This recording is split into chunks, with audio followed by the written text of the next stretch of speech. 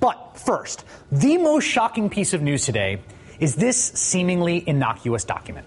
A simple, sterile page, a printout of a spreadsheet with numbers. Boring. But what the numbers represent is a massive nationwide crime scene. No, I mean that. That document is a summary of widespread and systemic error, malfeasance, and reckless lack of care on the part of our nation's biggest banks. What those numbers show are banks foreclosing on military service members who were entitled to relief, of banks foreclosing on homeowners who had been approved for a loan modification, of banks even foreclosing on homeowners who were not behind in their payments, not in default, current. In fact, amazingly, on that sheet of paper is the number 53, which denotes there are at least 53 documented cases of homeowners who were completely current on their payments being successfully foreclosed on. Not just having foreclosure proceedings initiated against them, but these are people who are making their payments, paying their mortgage, and actually have their homes taken from them for no reason. According to the findings posted just today by a federal bank regulator as part of a settlement agreement with a number of major banks, between 2009 and 2010, foreclosure proceedings that were wrongful or in some way contained bank error commenced against nearly 4 million homeowners. About 30% of foreclosures had those being foreclosed on had to battle potentially wrongful efforts to seize their homes. 30%. More than 244,000 eventually lost their homes. Today, the Office of the Comptroller of the Currency, the regulator who compiled these statistics and came to its settlement with the banks, it was supposed to be announcing good news. It was supposed to be announcing money to those who have been victimized by the bank's practices. But given the scale of the deception and error, the amount of money on the table for those who've been victimized is in most instances cartoonishly small.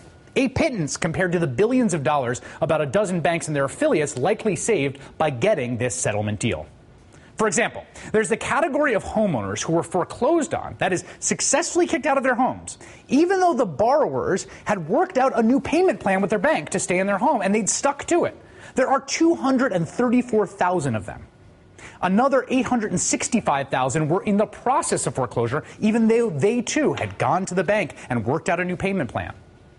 That, by the way, is euphemistically known as dual tracking, where a bank is processing your loan modification while also simultaneously pursuing foreclosure against you. A better term would simply be call it double dealing or double crossing. So the 1,099,000 victims of dual tracking get $500 each. $500. It's a number so hilariously low, it has spawned Alexis Goldstein's What You Can Buy for Having Your House Stolen. One of her suggestions, this 2-meter dome for those homeowners lucky enough to get $5,000 from the settlement. Which brings us to our next notable category, homeowners in which the servicer initiated or completed foreclosure on a borrower who was not in default. If the foreclosure was completed on a homeowner who was not in default, $125,000. Now, $125,000, that is a lot of money. But that's $125,000 for taking your home away from you without any justification. These are people who did nothing wrong. They were not in default. They were current on their payments, and their homes were taken. In any other context, we would say they were stolen. They'll get $125,000 for their trouble. The outrage of that category matched perhaps only by this one. Servicer foreclosed on borrower eligible for Service Members Civil Relief Act. Translation, wrongfully foreclosing on active duty members of the armed forces. It's a criminal felony.